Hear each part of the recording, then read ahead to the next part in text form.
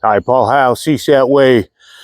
I think I hit my toxic level of internet BS. So, give you an instructor point on integrity versus product. So, I've got loggers on the property this morning, getting my rustic workout in. Got a pull-up bar here. I think I'll snap a picture so I can put it in. I've got a little workout area. I can come in, drag tires, mats, walk, rucksack, all that stuff, and then test gear, holsters, knife, sheaths, all that. So we can do a lot of stuff at one time.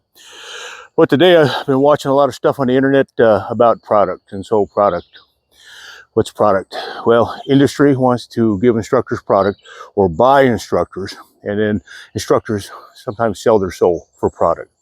So honestly, if this pistol doesn't work, I am not going to represent it.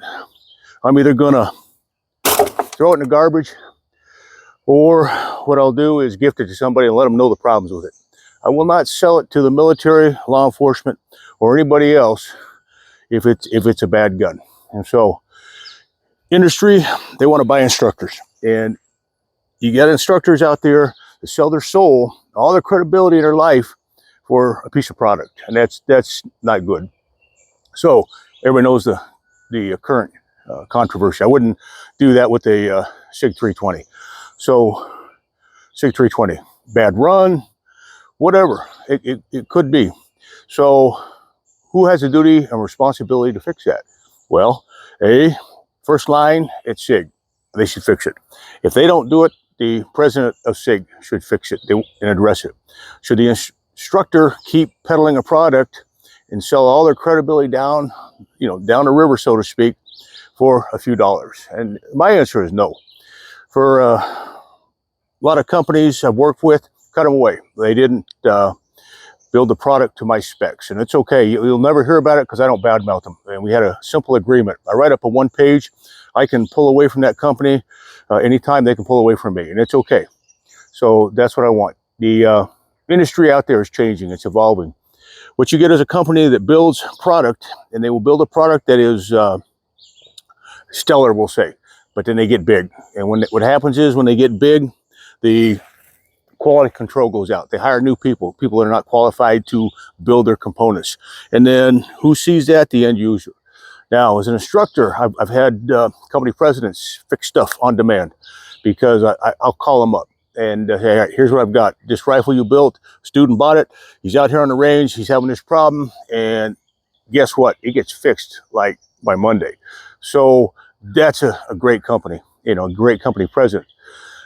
SIG, on the other hand, it's been infiltrated by Army officers, and they have basically sold their soul, and they'll sell a product to civilians, law enforcement, church security, military, whoever, as long as they're turning a profit. And that's unacceptable. So they need to fix it. They need to address it.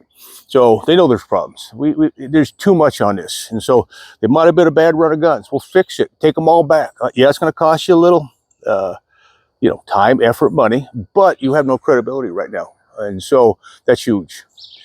Now the guys, I have some, this is not a SEAL bashing video, so I have some dear SEAL friends. I really do. One number I saw one time was probably 30% don't need to be there. They're going into special ops SEALs. They will wear fair for the wrong reason. I'm against pipelines going into these organizations, straight line from the street. The problem is these organizations build cults. I spent 6 years regular Army before I went to special ops. That helped me. I had a right and left boundary, a moral compass, and I didn't get too hyperinflated with the culture. So I looked at it from all sides. I was an infantry guy. I looked at the Rangers, looked at the SF. So SF has got the same thing, Army SF. I guess it's a straight line pipeline. Well, these guys need experience. They're going overseas. They're representing America, doing great things. But the problem is it's a weakness. And so they get caught up in the culture. If you want to read a book, Code Over Country, good book, kind of tells you about that. So these kids or these impressionable people get caught up in the culture, and that becomes their identity. I'm a SEAL, I'm a Delta, whatever, and they don't stand up for what's right. The officer corps, unfortunately, there's probably 10% that are worth a darn. The rest will sell you out for money, or, retirement, for promotion. So unacceptable. but it is what it is. So I've watched it my whole career. The good ones, the good officers usually get out as captains. So says something there. Human nature is to gravitate towards the quick fix in life. And what happens is we need to look at the long term. So getting motivated. We're after pollen season right now. So we usually have 2 months of hell here. So it's over, getting re-energized, getting back on track with PT. But I have to limit my toxic input of the YouTube stuff, because I see stuff out there, I know it's BS. Guys who've been on the ground, in the trenches, know it's BS too. But nobody calls them. It's a quiet thing. Well, you can't say anything. It's a quiet professional. No, it's a quiet professional, not silent professional.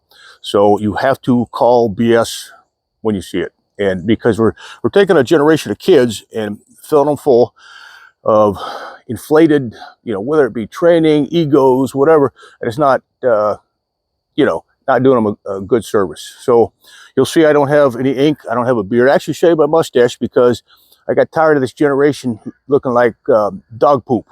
They beards, all this, they're in uniform. Now it transferred to law enforcement. Law enforcement's impressionable. Everybody wants to be a special ops guy.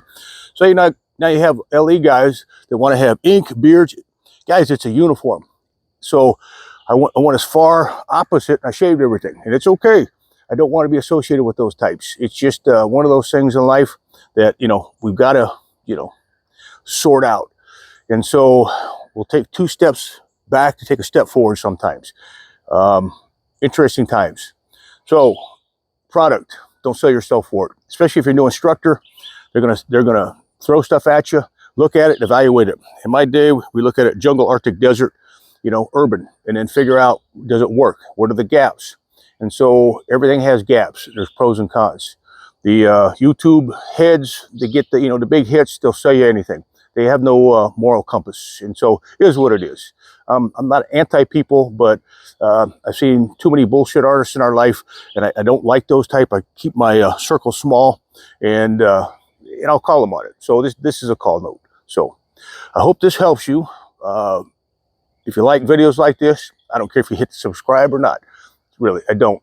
What I'm going to do is I'll do more of them, because we have to get back on track, because we've kind of veered off track, and we can get better. So the GWOT generation is moving to future GWOT, and we've got to get them stronger, faster, more lethal, because right now we've dropped a lot of standards out there, and we look for social experiments versus actually the fighter capability. And they're looking at, we need war fighters. Simple as it is. That's what the military is there for. Law enforcement, you're there to keep the peace, so to speak. So hope this helps. You take care, be safe. I appreciate the decompression time. I'm going to get back after it.